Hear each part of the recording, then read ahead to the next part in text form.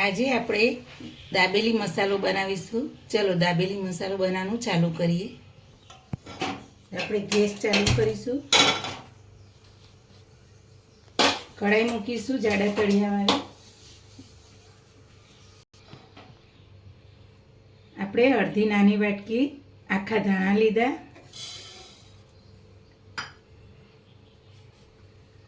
2 ચમચી લખનઉ વરિયાળી આપણે લીધી, 2 ચમચી જીરું,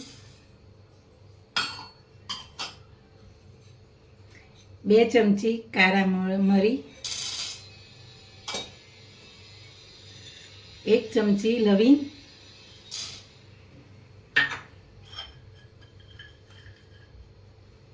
4 મોટી ઇલાયચી, 2 નંગ મોટા આપણે તજના ટુકડા લીધા છે, એને આ રીતના આપણે ટુકડા કરી દઈશું।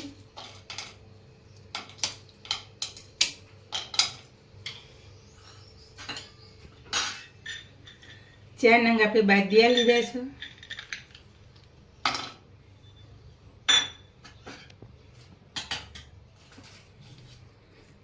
આપણે આ બધું ધીમા તાપે સરસ શેકી લઈશું।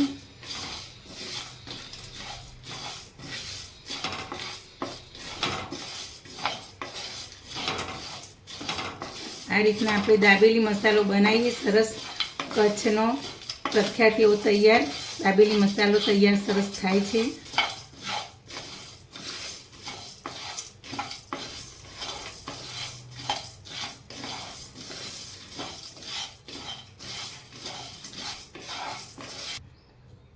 આ રીતે 4 નંગ આપણે તમાલપત્ર લીધા છે, એના રીતના ટુકડા કરીને નાખીશું।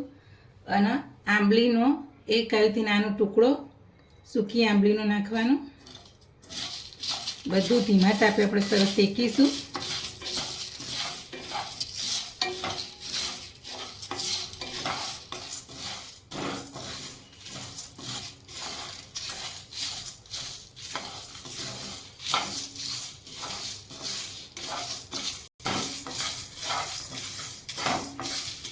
હવે આપણો મસાલો શેકાઈ જવા આવ્યો છે, હજુ આપણે અડધી મિનિટ શેકાવા દઈશું। હવે જો આપણો મસાલો સરસ શેકાઈ ગયો, તમે જો જીરું વરિયાળી ધાણા બધું સરસ શેકાઈ ગયું। જો આમ કરીએ એટલે સરસ ભાગી જાય, એટલે આપણો મસાલો સરસ શેકાઈને તૈયાર થયો। ગેસ આપણે બંધ કરી દઈશું। હવે આપણે આ રીતે થાળીમાં લઈ લઈશું અને 2 મિનિટ આપણે ઠંડો થવા દઈશું।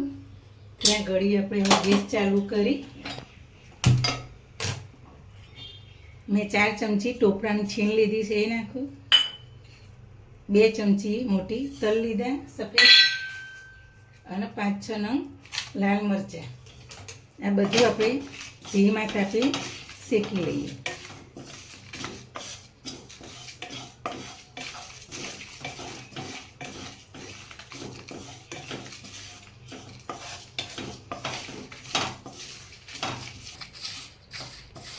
જો આપણે ટોપરું મરચાં અને તલ શેકાઈ ગયા। હવે ગેસ બંધ કરી દઈશું। હવે આપણે પ્લેટમાં કાઢી લઈશું।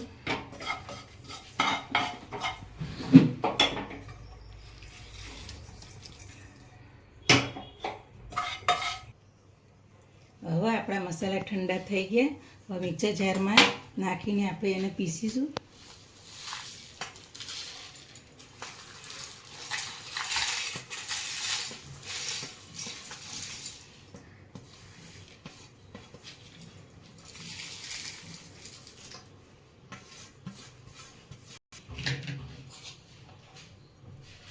એની અંદર આપણે 2 ચમચી મીઠું નાખીશું, પીસી લઈશું। આપણે 2 ચમચી સંચળ લીધું એ નાખીશું,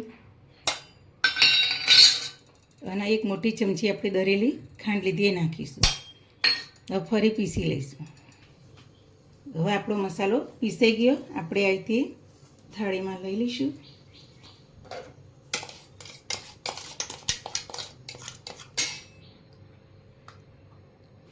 હવે આપણે કાશ્મીરી મરચું 4 ચમચી લીધી છે નાની, એ નાખીશું.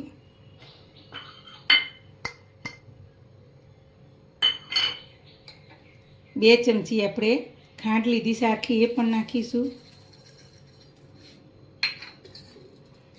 એક નાની ચમચી લીંબુના ફૂલ લીધા, એ નાખીશું.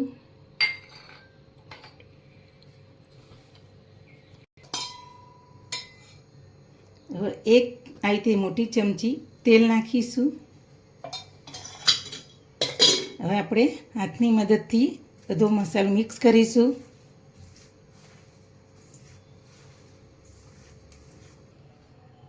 હવે આપણો દાબેલી મસાલો જો તૈયાર સરસ થઈ ગયો. હવે આવી રીતે એરટાઈટ ડબ્બામાં આપણે ભરી લઈશું. આ મસાલો 3 મહિના સુધી એવો ને એવો રહેશે, બહાર રાખીએ તો, અને આપણે વાપરી શકીએ 3 મહિના સુધી. હવે આપણે એરટાઈટ ડબ્બામાં ભરી દઈએ આ રીતના. હવે આપણો દાબેલીનો મસાલો તૈયાર થઈ ગયો. મારી ચેનલના નવી નવી વાનગી જોવા માટે શેર કરજો, લાઈક કરજો અને સબસ્ક્રાઈબ કરજો.